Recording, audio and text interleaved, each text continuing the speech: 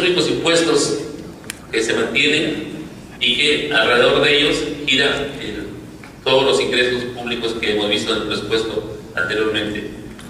Hay un último impuesto que se creó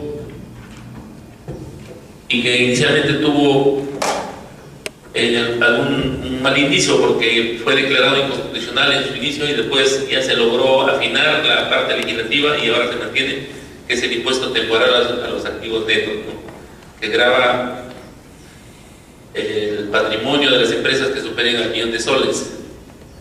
Pero ese impuesto, aun cuando por su perspectiva era temporal, hasta ahora se mantiene, ¿no? Y no hay voluntad, creo, para dejarlo la temporalidad, también se va a convertir en definitivo. Y hay otro impuesto que se creó, que si bien es cierto no tiene mayor incidencia porque es un monto bajo, pero que a la larga es impuesto y tiene los mismos efectos que los otros, que es el ITF, impuesto a las transacciones financieras, que grava los ingresos y egresos de efectivo en las cuentas corrientes, cuentas de ahorro de las instituciones financieras reguladas por el sistema financiero nacional. Este impuesto, que como le digo, pues es una tasa muy baja de 0.05% más o menos, pero ¿cuál es la perspectiva de este impuesto? Si bien es cierto, como efecto recaudatorio es casi, pero mediante este impuesto la administración tributaria, mediante este impuesto, la administración tributaria ya no necesita levantar el secreto o la reserva tributaria que constitucionalmente está establecida en la ley. Este impuesto, como les he manifestado, grava el ingreso y el egreso de las cuentas de corrientes, de ahorros en el sistema financiero. Entonces, por ejemplo, si es que el Estado quiere saber la cantidad de movimiento que ha tenido una persona natural en su cuenta de ahorros, simplemente hace un cálculo del pago de impuestos que ha realizado en ingreso y egreso, y va a tener una gama de cuál es el comportamiento financiero del contribuyente.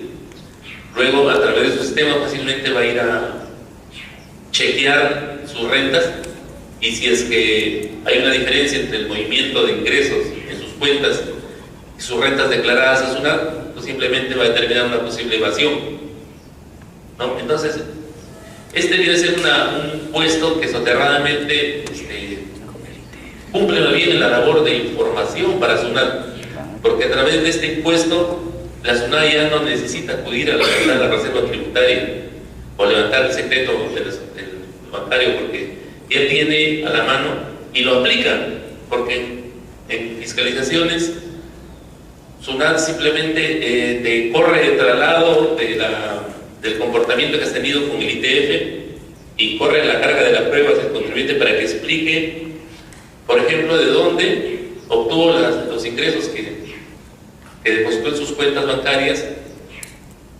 Y lógicamente, pues si el contribuyente no sabe explicar, la SUNAT le va a aplicar una base presunta y le va a determinar un impuesto a pagar de impuesto a la renta, o del IGB podría ser, sin necesidad de levantar el secreto por la reserva tributaria.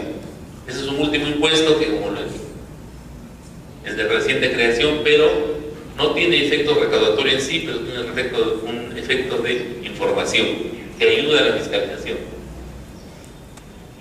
Entonces, entre las contribuciones hemos visto, tenemos la contribución al CENCICO, que es una contribución que pagan las empresas constructoras, y el SENATI, que pagan las empresas que se dedican al trabajo industrial. Es un monto, son contribuciones o tributos específicos que de repente no tienen tampoco mucho peso en la recaudación general, pero son contribuciones que a través del tiempo se han ido quedando, ¿no? Había otros, antes del año 90 había muchas contribuciones a muchas actividades, pero se han ido quedando de lado a partir del año 90, pero estas dos últimas son las que se mantienen. La última que se fue el Bonavi en el 94, y actualmente convivimos con Senat y Sencico, que es un ejemplo clásico de un tributo en el rubro de contribución. Y bueno, el tributo tasa, como lo he explicado, es una obligación, es una contraprestación casi perfecta que tiene que tener el Estado. Tú me das 100, yo te doy 100, y por ejemplo, lo encontramos en el ejemplo clásico de la licencia de funcionamiento, de la licencia de construcción de los gobiernos locales. En el caso del gobierno central, por ejemplo, las tasas registrales, cuando te presta el servicio registral, ¿no? La tasa por inscripción de títulos de compras-ventas, las tasas por inscripción de constitución de personas jurídicas, la tasa, por ejemplo, de la publicidad registral, y así una serie de tasas que, para que sean aplicadas, tienen que estar establecidas en un instrumento que deben todas las entidades públicas, que se llama TUPA, Texto Único de Procedimientos Administrativos, para que tenga validez.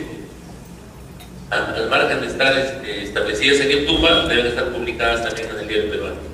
Pero es un tributo que origina una contraprestación perfecta, porque el Estado tiene que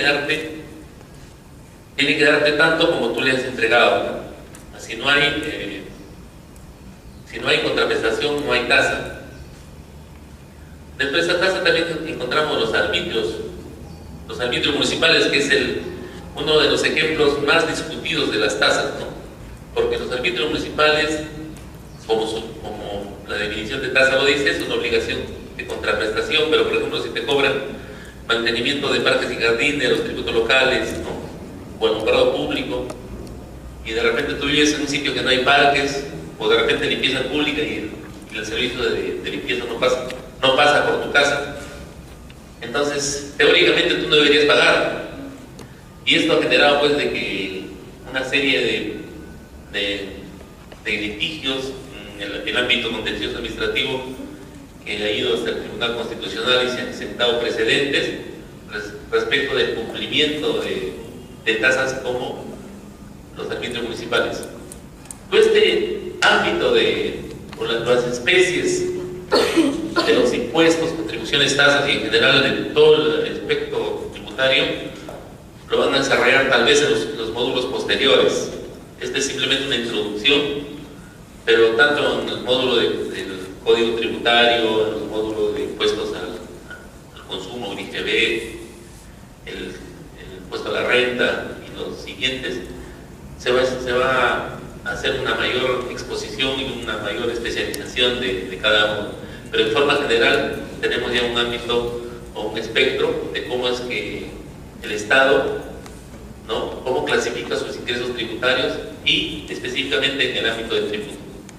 Impuestos, que son de gran peso, de mayor importancia, porque acá recae casi el 90% del ingreso fiscal, y contribuciones y tasas, que ya son impuestos de menor recaudación, pero que tienen su debida importancia. Bueno, acá el tema que vamos a tratar a continuación es un tema eminentemente normativo desde el punto de vista del derecho: la subordinación del poder tributario al derecho constitucional. Habíamos visto de que el Estado, en virtud del imperio que da la norma para aplicar la política tributaria en el país, se vale de diversas armas para que pueda hacer efectivo la facultad recaudatoria que le otorga la Constitución. Llámese la aplicación de sanciones, ¿no? Llámese la aplicación de fiscalizaciones, que puede mejorar la recaudación. Incluso habíamos hablado de que tiene también del lado del Estado una normativa penal especial, que inclusive puede encauzar un proceso penal a los evasores de los impuestos.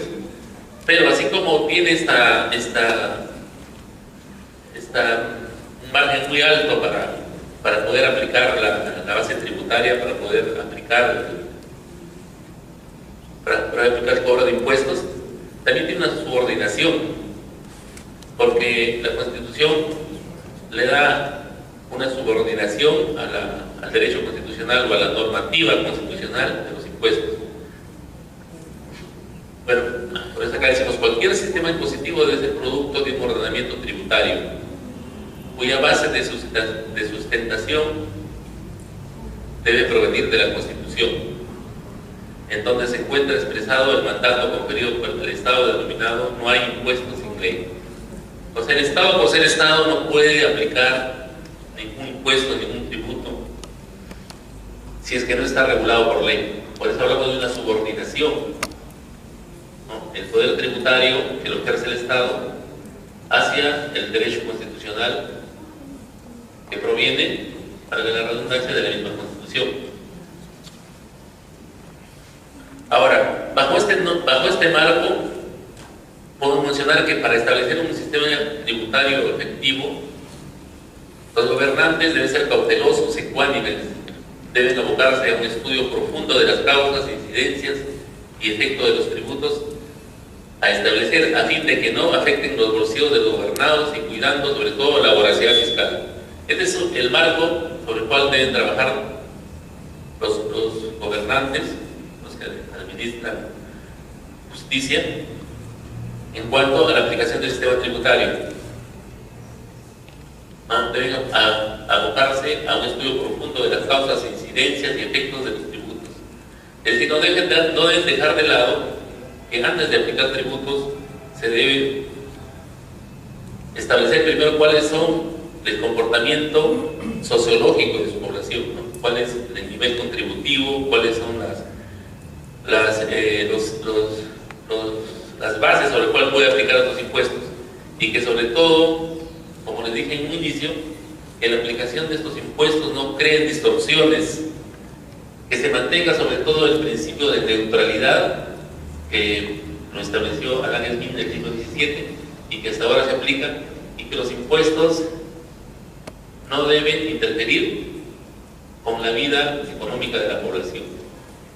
Es decir, si es que se va a aplicar un impuesto, lo ideal es que quien tenga más pague más, ¿no? O sea, debe aplicarse sobre todo al nivel contributivo, al nivel patrimonial, a fin de que la aplicación de un impuesto no cree mayor gasto, no cree mayor perjuicio económico, y más bien vaya de la mano con el crecimiento económico de los gobernados, de las empresas que conforman el espectro de los deudores tributarios del país.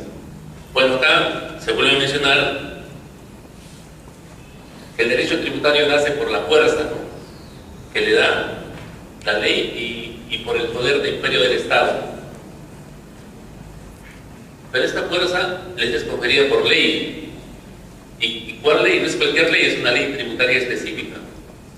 Ahora, ¿cuál es el elemento principal o el principio principal para la aplicación de una ley tributaria? ¿No? Y cuál es una tendencia en casi todos los países del mundo occidental para el momento de aplicar la ley tributaria, de crear impuestos, normar impuestos, regular impuestos. Estamos hablando del principio de la legalidad tributaria a través del ordenamiento jurídico, legalidad tributaria. Entonces puede afirmarse que la existencia de una subordinación del derecho tributario al derecho constitucional está relacionado con los principios constitucionalmente establecidos en la norma, y sobre todo el principio de legalidad tributaria, que es la principal. Hay otros principios que lo vamos a ver más adelante, pero la legalidad tributaria es la fundamental. O sea, solamente se pueden aplicar tributos establecidos por ley, solamente se pueden aplicar tributos que sigan el procedimiento establecido en las normas y sobre todo en la Constitución. Es el principio número 1 de la aplicación de la ley tributaria. Bueno, en nuestro país, como en todos los países del mundo occidental, ¿no?, se encuentra regido por una Carta Magna, una Constitución, y en esta Constitución encontramos artículos referidos a aspectos tributarios. En nuestra Constitución Constitución del año 93 encontramos un artículo específico que trata sobre establecimiento de la subordinación del poder tributario al derecho constitucional. Lo encontramos en el artículo 74 de la Constitución. ¿Qué dice este artículo 74? El artículo 74 dice que los tributos se crean, se modifican o derogan o se establece una exoneración exclusivamente por ley. Vamos a repetir, los tributos se crean, modifican o derogan o se establece una exoneración exclusivamente por ley. Esto tiene que ver con el principio de legalidad. O sea que la ley que viene de un derecho superior, que es el derecho constitucional, es la que le da validez, le da juridicidad, le da legalidad a la facultad coercitiva del Estado de aplicar impuestos. Entonces estamos hablando de ley o decreto legislativo en caso de delegación de facultades. Bueno, acá encontramos el decreto legislativo y en la delegación de facultades. Estamos hablando cuando el Congreso le cede al Ejecutivo la facultad para que pueda legislar en materia tributaria. Pero, dado de que es un mandato que ha sido entregado del Poder Legislativo, este decreto legislativo mantiene su vigencia y mantiene su nivel o su rango como si fuera una ley, ¿no? Acá hay una excepción. Dice, los aranceles y tasas se pueden regular mediante decreto supremo, pero todo lo que son impuestos, tributos en general, solamente por ley o decreto legislativo en caso de delegación de facultades. El siguiente párrafo dice, los gobiernos regionales y los gobiernos locales pueden crear, modificar y suprimir contribuciones y tasas o exonerar estas dentro de su jurisdicción y con los límites que señala la ley.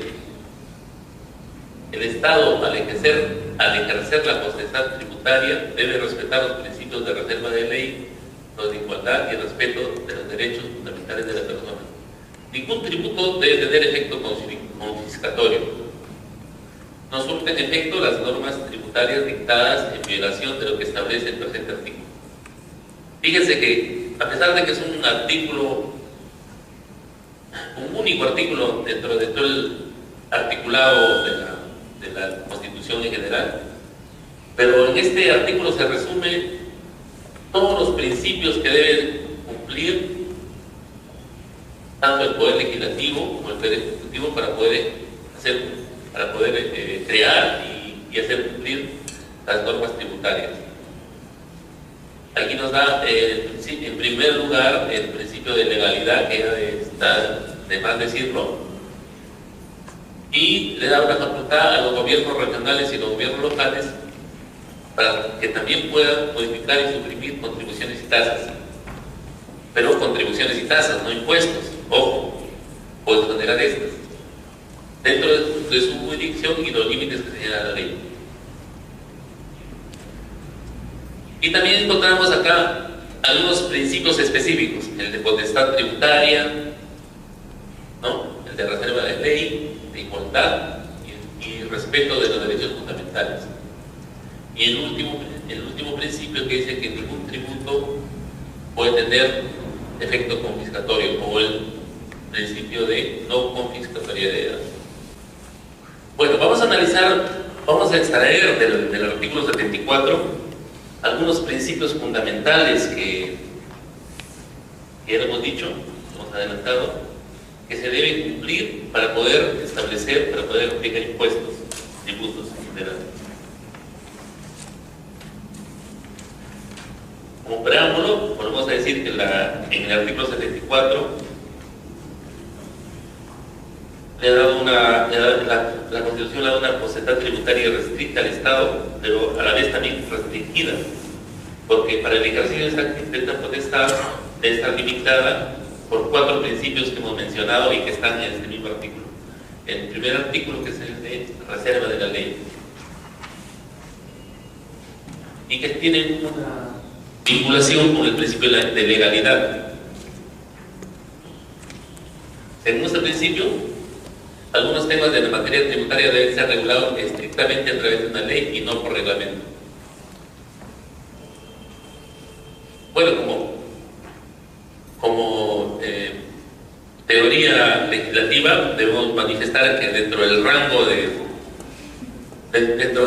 de importancia de las normas jurídicas encontramos en primer lugar la Constitución como madre de todas las leyes. Luego vienen las leyes específicas, las leyes especiales, las leyes generales y luego el reglamento.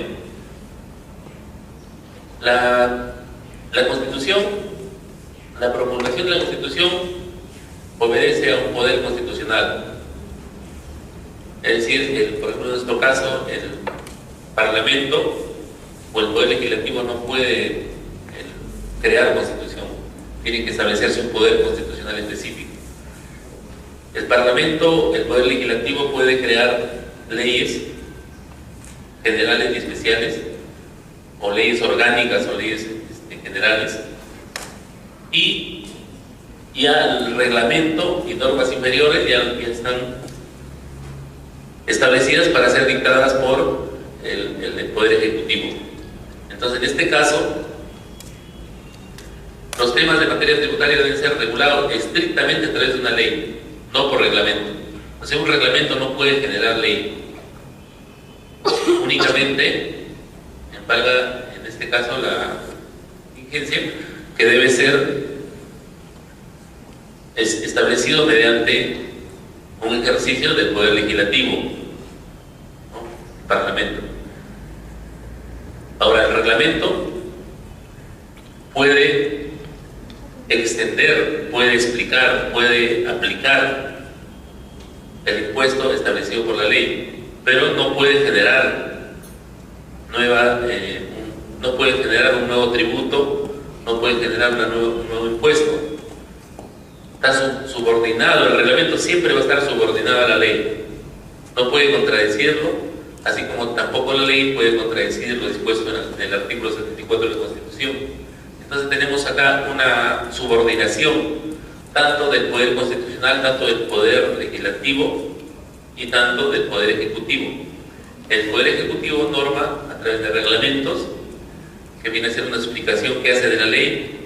El poder legislativo norma a través de leyes, establece leyes, y la Constitución, que es promulgada por el Poder Constitucional Especial, que ya viene a ser una norma general sobre el cual da un marco de movilidad, digamos, o de cumplimiento para los otros poderes del Estado.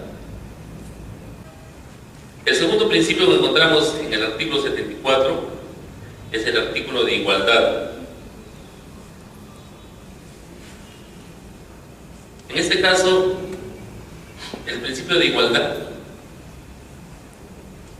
nos dice que los contribuyentes con homogénea capacidad contributiva deben recibir el mismo trato legal y administrativo frente al mismo supuesto de hecho tributario, ¿no? O sea, el contribuyente que tiene una determinada capacidad económica, que tiene algún tipo de actividad específica, debe ser tratado de igual forma que cualquier otro contribuyente que mantenga las mismas circunstancias, ¿no? O sea, tiene que haber una equidad, una igualdad. Frente al mismo supuesto y hecho tributario se debe aplicar igual norma. Como norma 3, la de no confiscatoriedad. O sea, los tributos no pueden exceder la capacidad contributiva del contribuyente. O sea, no puede matar la gallina de los huevos de oro, ¿no? El tributo no puede ser mayor a la capacidad contributiva del contribuyente. Y la norma 4, el respeto a los derechos fundamentales. En este caso, no es el realidad un principio, sino un límite, ¿no? El legislador en materia tributaria debe cuidar que la norma tributaria no vulnere algunos de los derechos humanos. Estos derechos humanos están protegidos en la Constitución, en el artículo 2 específicamente, y son, por ejemplo, el derecho al trabajo, a la libertad de asociación, el secreto bancario, libertad de tránsito, entre otros. Entonces, la aplicación o la creación de la norma tributaria no puede ir en contra de derechos fundamentales. Por ejemplo, en una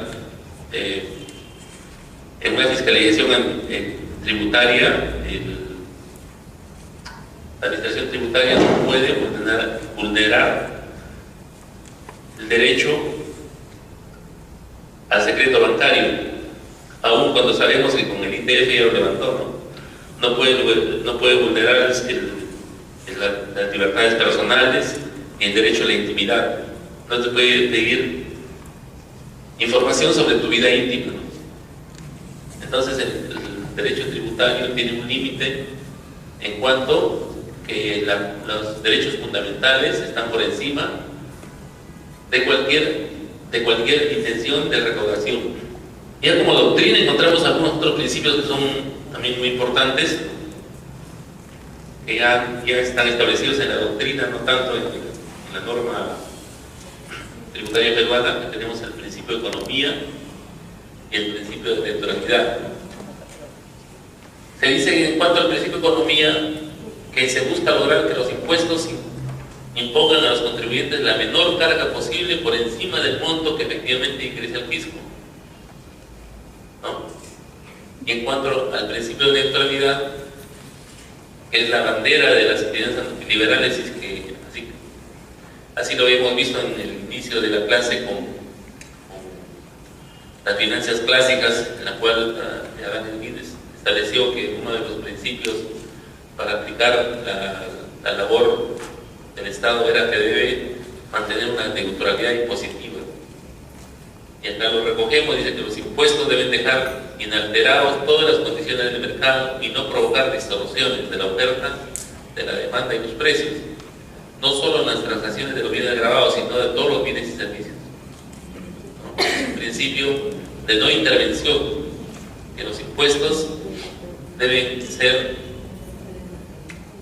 pensados de manera que no interfieran con la actividad diaria, la actividad económica de los administrados. El siguiente punto que vamos a tratar es una clasificación de los impuestos, pero ya no desde el punto de vista normativo, desde el punto de vista legal, como habíamos visto antes, sino una clasificación más económica, o sea, a nivel doctrinario, a nivel de la doctrina internacional. Cómo es que los impuestos se clasifican con el marco, con el ánimo de poder definir después cómo es que un Estado puede aplicar una política económica eficaz. Porque a nivel teórico tenemos ahora vamos a empezar. Entonces vamos a hacer una clasificación de impuestos, como les repito, pero ya no desde el punto de vista normativo, ni tampoco específico, como habíamos visto, en función a nuestra realidad propia de la norma madre, que es la Constitución, y la norma específica, que es el Código Tributario. Esta es una clasificación más económica, con miras a poderles explicar después sobre cómo es la aplicación de una política económica en un país. Vamos a ver cómo es que la doctrina realiza una clasificación de los impuestos en base a sus características específicas. En principio, todos los impuestos, como dicen ahí en la diapositiva, pueden ver, los impuestos se caracterizan porque se componen de una base imponible y una estructura de tasas. O sea, la base imponible debe ser el hecho generador del impuesto, ¿no? La razón de ser del impuesto, y luego la tasa. Por ejemplo,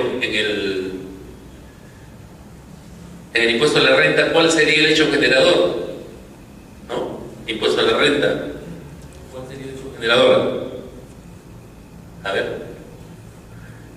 O sea, ¿qué genera? ¿Cuál es la base? ¿De qué está compuesto la base imponible del impuesto a la renta? Una utilidad puede ser, a ver, la generación de una renta tal vez, o una capacidad contributiva. O sea, el impuesto a la renta tiene que ver primero por la base imponible, que viene a ser la renta en sí o la utilidad, como dice acá el amigo, o la capacidad contributiva del sujeto deudor. Una vez identificada el hecho generador y por lo tanto la base imponible, que ya es la cuantificación del monto que tiene para calcular, nos vamos ya a la tasa o alícuota. Por ejemplo, en el caso de impuesto a la renta para personas jurídicas o para personas naturales que se dedican a actividades de tercera categoría, ¿cuánto es? Impuesto a la renta 30% anual, muy bien. 30% sobre la utilidad neta, ¿no? Entonces, en este caso, la base imponible sería la utilidad neta. En el caso del impuesto general a las ventas, ¿cuál sería el hecho generador? ¿Cuál sería el hecho generador, el impuesto general a las ventas? Bueno, la transferencia de bienes a título oneroso o gratuito de bienes y servicios. Esa es esa venta como donación o cualquier otro tipo de transferencias. Ese es el hecho generador. La base imponible viene a ser el monto de la venta contenido en el comprobante. Y la tasa o alícuota, ¿cuánto es? ¿Te dije B? 18%, ¿no? Entonces, igual, en todos los impuestos que hemos mencionado, y de repente vuelvo a repetir que en el espectro, tanto el gobierno central como los gobiernos locales, el impuesto a la renta tenemos su base imponible, tenemos su hecho generador, base imponible y tasa. En el IGB de igual manera, en el impuesto selectivo al consumo de igual manera, en el impuesto a las transacciones financieras, ITF, en el impuesto temporal a los activos netos, también. Todos tienen su hecho generador, base imponible y tasa o alícuota, ¿no? Entonces, eso lo vamos a encontrar en todos los impuestos. Ojo, impuestos, no tasas, no contribuciones, impuestos. Como quiera que los impuestos vienen a ser la aplicación de un monto de dinero por el cual el gobierno no tiene obligación de darte nada, ¿no? O sea, para explicarlo simplemente, en la cual no hay obligación del gobierno de hacerte la contraprestación por lo que tú le das. Entonces, la forma de cálculo no es en función de lo que te pueda dar el gobierno, sino la forma como tú realizas el hecho generador. Tanto, por ejemplo, para los impuestos, en este caso tenemos ahí la primera extracción o la primera clasificación, los impuestos específicos y los impuestos ad valorem, ¿no? El primero gira alrededor de la base imponible y el segundo depende del valor o precio al bien que es grabado, ¿no? Por ejemplo, en este caso, el impuesto específico es en función a una base imponible, hablaríamos del impuesto a la renta, y en el caso del impuesto ad valorem estaríamos hablando de IGB, impuesto general a las ventas, ¿no? Es una primera clasificación de los impuestos. Acá tenemos otra clasificación que encontramos en la doctrina. Dice: tenemos dos categorías de impuestos: impuestos generales e impuestos especiales o selectivos.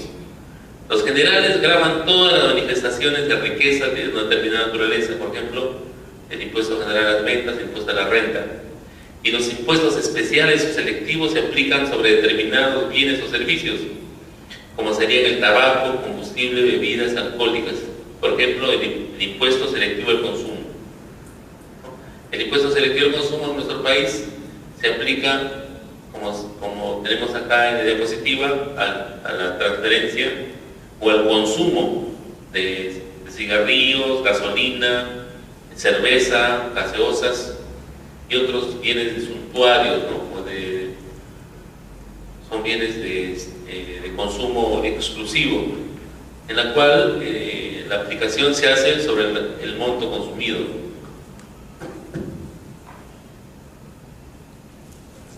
Una tercera clasificación que encontramos en la doctrina, los encontramos en las categorías reales y personales. Desde el punto de vista jurídico, los impuestos reales son los que están sustentados en una garantía real, ¿no? O sea, están basados en la propiedad. Por ejemplo, encontramos, por ejemplo, en este caso, en esta clasificación, el impuesto a la renta, pero específicamente las rentas de capital, por lo que en la clasificación de los impuestos que va a ver más adelante en el curso de impuesto a la renta, el impuesto a la primera y la segunda categoría, ¿no? O sea, el impuesto gira respecto a una garantía real o a una propiedad específica. Y los impuestos personales son los que carecen de esa garantía. Entonces, los impuestos personales serían los que no se basan en la propiedad, sino se basan, por ejemplo, en la actividad económica del contribuyente. Podríamos hablar de los impuestos de cuarta y quinta categoría, los impuestos al trabajo, ¿no? Impuestos a la renta de trabajo. Y desde el punto de vista económico, los impuestos personales buscan determinar la capacidad contributiva de las personas físicas. No atienden a la cuantía del gravamen. Los impuestos reales, por el contrario, eligen como hecho imponible las manifestaciones objetivas de la riqueza, prescindiendo de las circunstancias personales del contribuyente.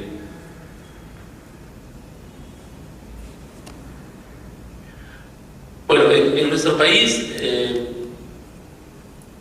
tenemos el impuesto bandera por autonomía, que es el impuesto a la renta.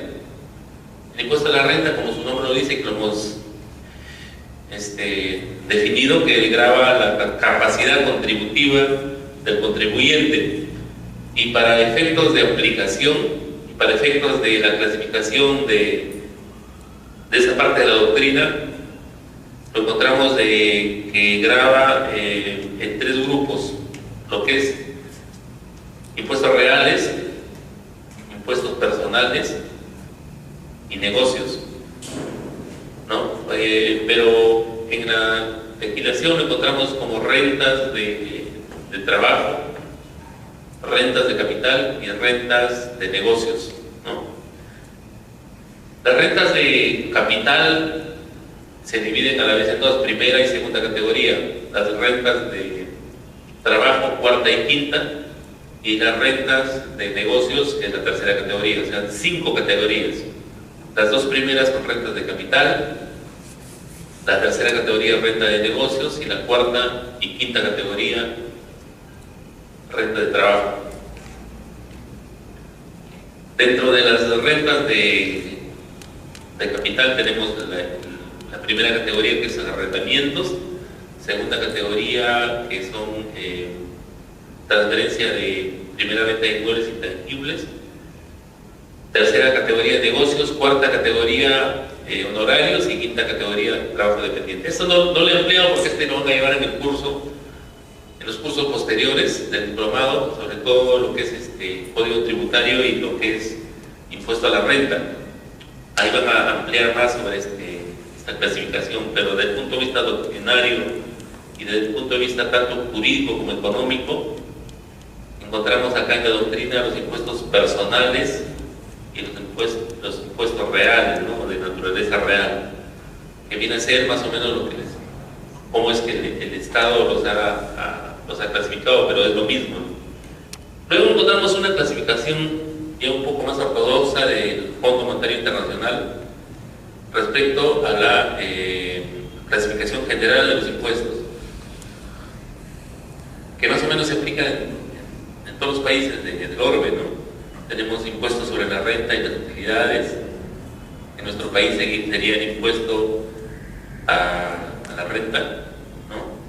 Las contribuciones al seguro social, que bueno, realmente no es un impuesto, pues hemos visto que las contribuciones al seguro social más bien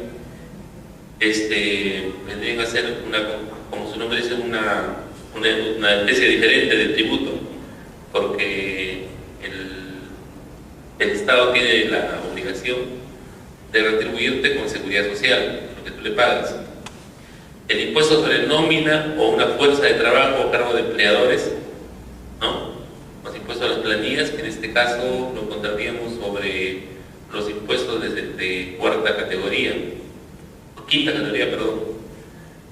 Impuestos sobre la propiedad, que en este caso podríamos encontrarlo en el impuesto predial que aplican las municipalidades. Los impuestos sobre bienes y servicios, que en nuestro país podríamos aplicarlo al IGB y al impuesto selectivo al consumo. Y los impuestos sobre el comercio y las transacciones internacionales, que en buena cuenta estaríamos hablando de los aranceles que se paga tanto para el ingreso como para la salida de mercadería del país. Y como séptimo punto ahí le pone otros impuestos, ¿no? Que podrían ser. Pero esta es una clasificación más que todo utilitaria, ¿no? Que lo da el Fondo Monetario Internacional y es de aplicación para todos sus códigos tributarios de los diferentes países que están regidos por las condiciones del Fondo Monetario Internacional, más que todo en cuanto a la deuda externa.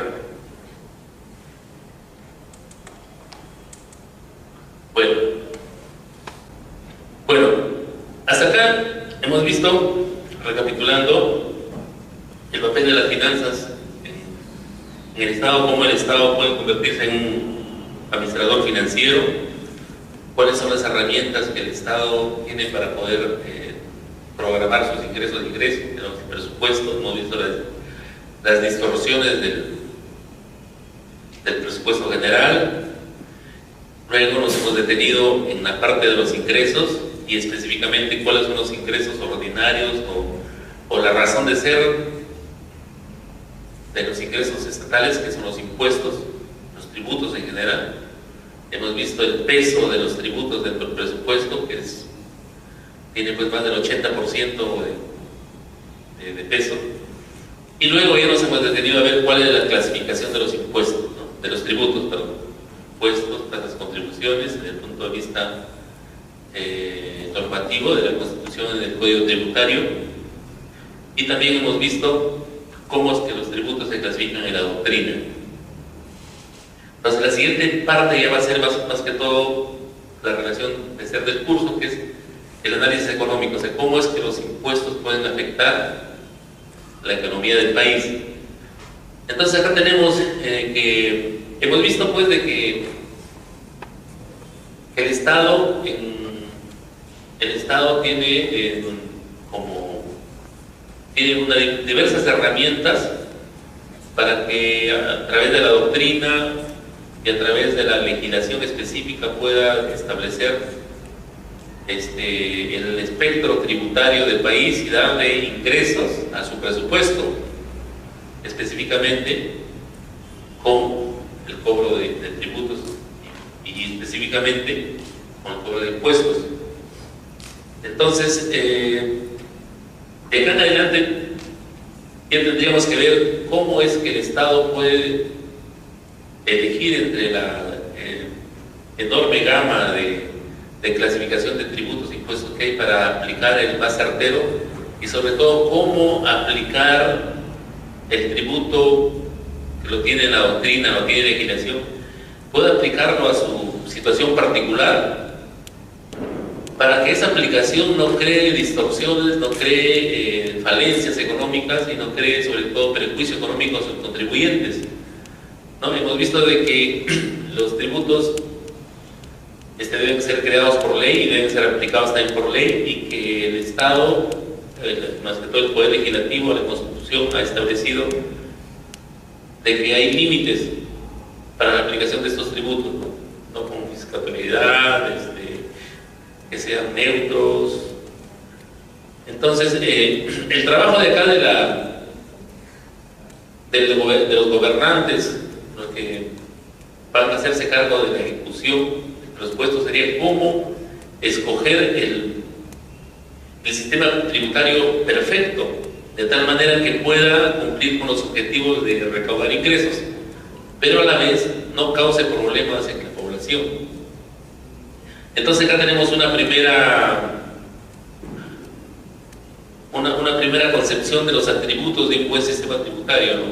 Dice que debe tener eficiencia económica, debe tener simplicidad administrativa, flexibilidad, sensibilidad política y justicia, ¿no? Estos son los caracteres máximos que deben buscar tanto los legisladores como los gobernantes, los del Poder Ejecutivo, para poder crear y aplicar un sistema tributario perfecto. Sin embargo, en la realidad pues, van a encontrar con una serie de problemas que van a tratar que esa teoría se va a tratar de desarmar, ¿no? En cuanto a la eficiencia económica, pues tenemos de lo que siempre hablamos, ¿no? De que no debe haber distorsiones. No debe haber distorsiones en cuanto a la aplicación de impuestos más que todo en las relaciones de mercado.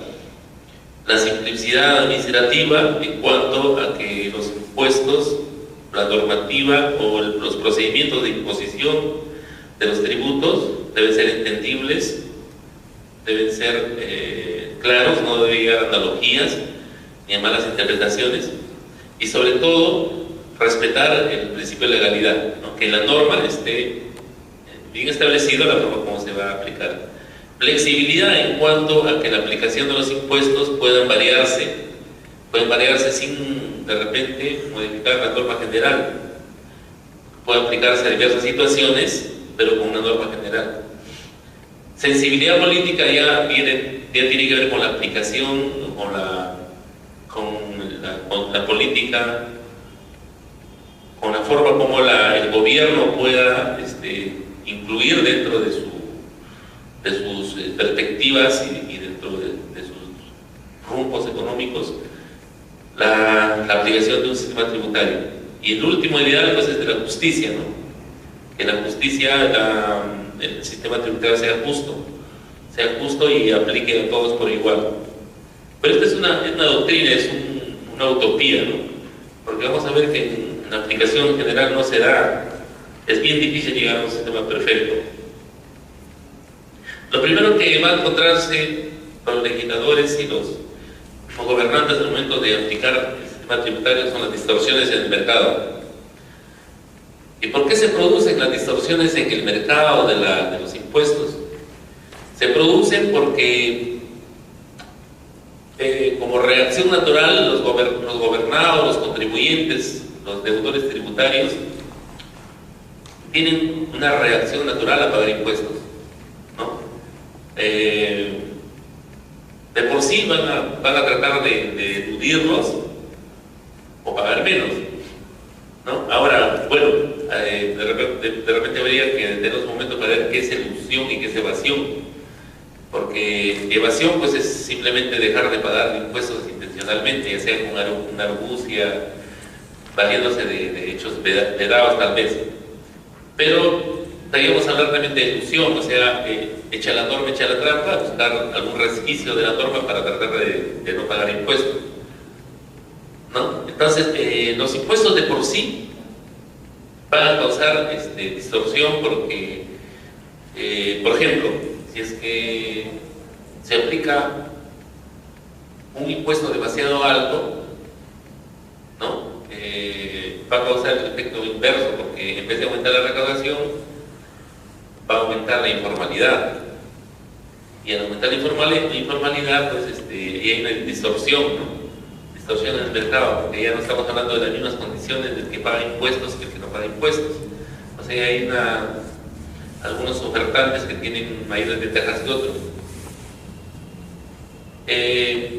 Estos serían todos los impuestos, pero en cuanto a los de cuantía fija, de repente esto no se podría dar, ¿no? Porque cuantía fija es una tasa específica, pero todo lo que tenga que ver con un impuesto progresivo, es el que tiene más paga más, seguro que se encuentra con este primer problema, ¿no?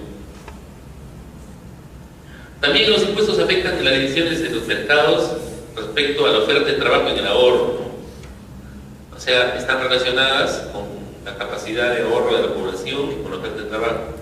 Y también influyen en las estructuras financieras y organizativas. Como buena cuenta, pues los impuestos afectan en sí las decisiones diarias de la población en cuanto a su economía personal o como agrupaciones o como instituciones, ¿no? En la cual una mala política económica puede ocasionar, por ejemplo, o una mala política tributaria puede ocasionar disminuciones en la oferta de trabajo, o tal vez aumento, ¿no?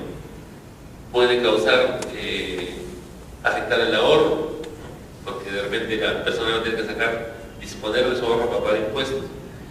Y también influir en estructuras financieras y organizativas, ¿no? Influir en la composición de esas estructuras financieras.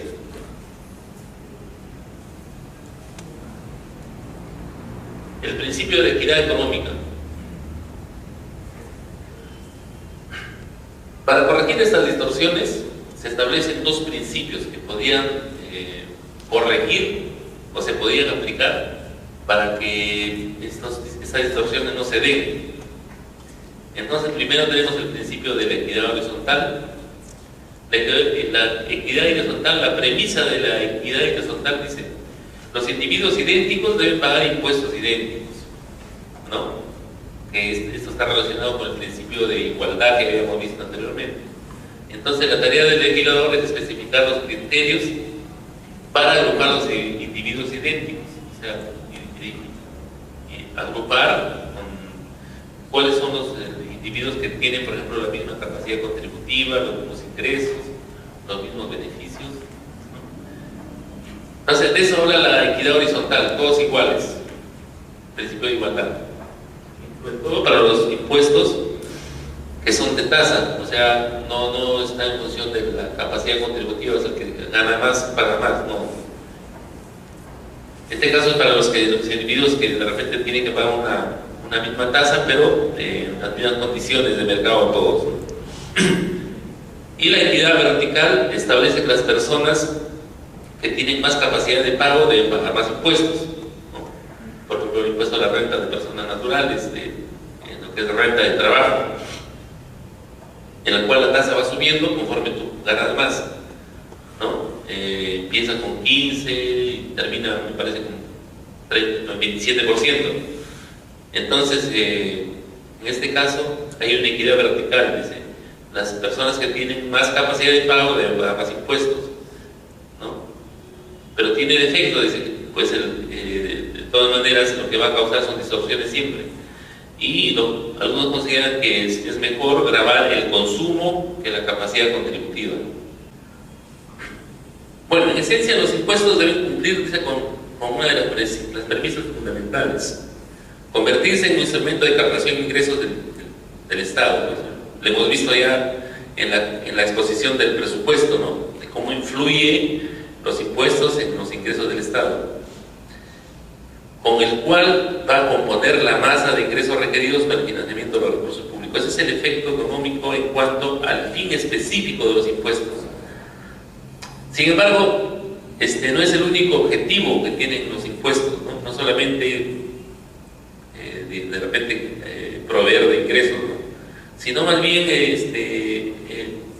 los impuestos vienen a ser, se pueden tomar como una variable que va a afectar el comportamiento de los agentes. O sea, ya nos vamos a un tema sociológico, en el cual tienes un objetivo general que es captar recursos, pero a la vez aplicar los impuestos con justicia y equidad, de tal manera que no pueda desmerecer la situación económica de los pobladores, de los contribuyentes, de los deudores económicos.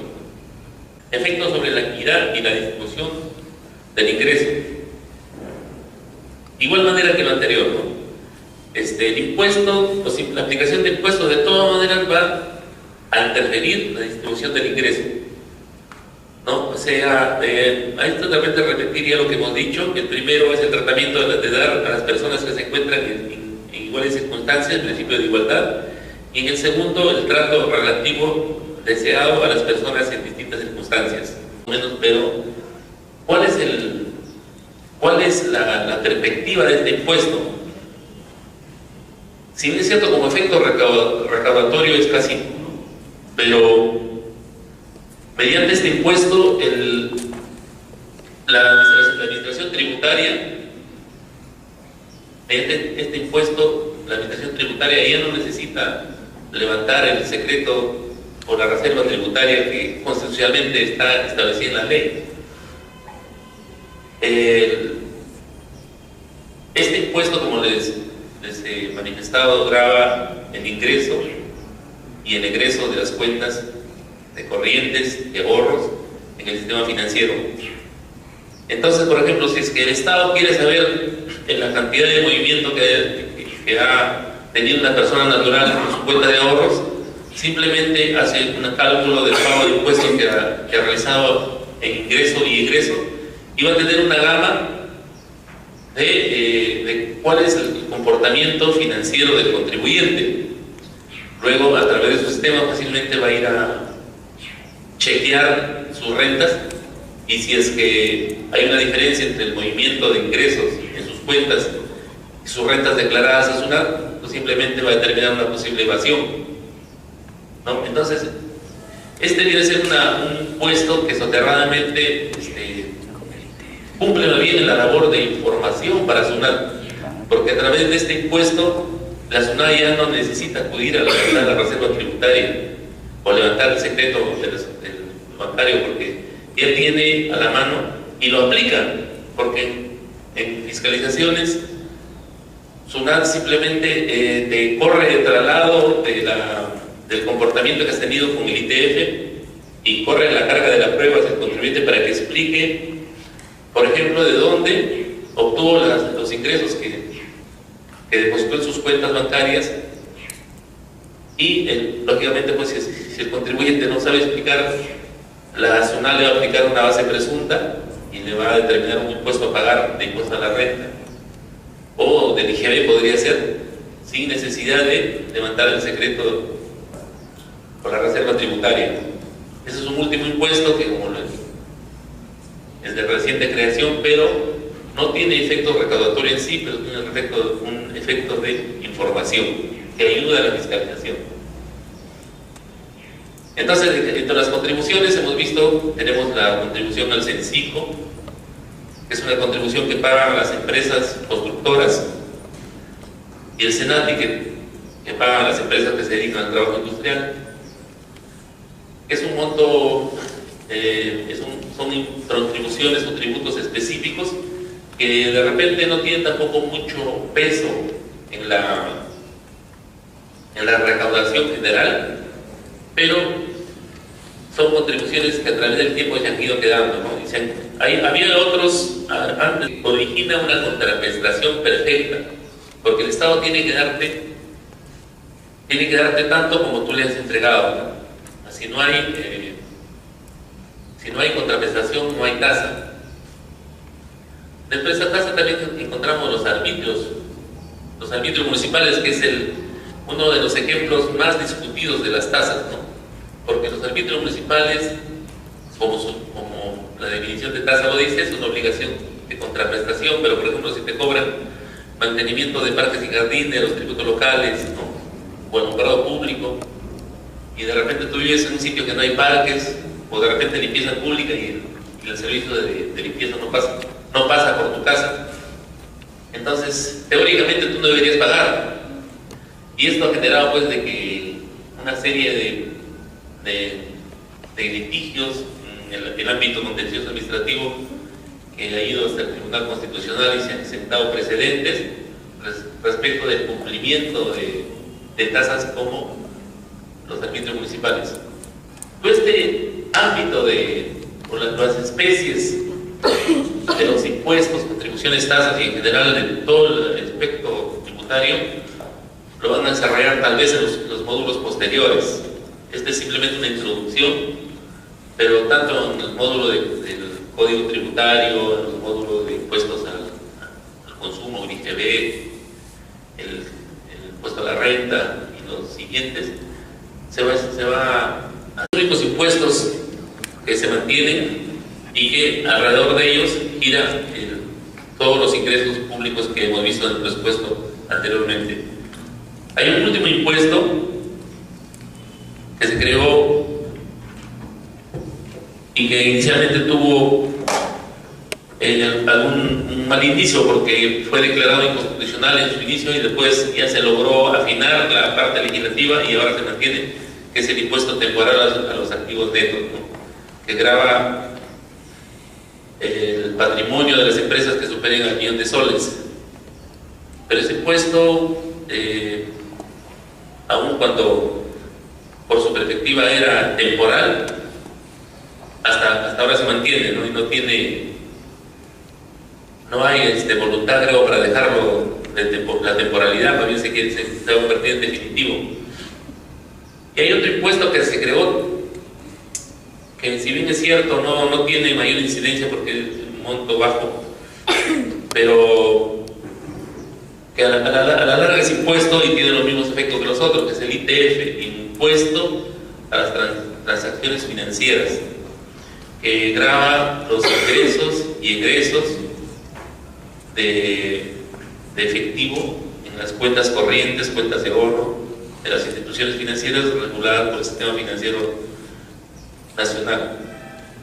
Este impuesto, que como le digo, pues es una tasa muy baja del 0.05%, más o menos. En el año 90 había muchas contribuciones a muchas actividades, pero se ha ido quedando de lado a partir del año 90, pero estas dos últimas son las que se mantienen.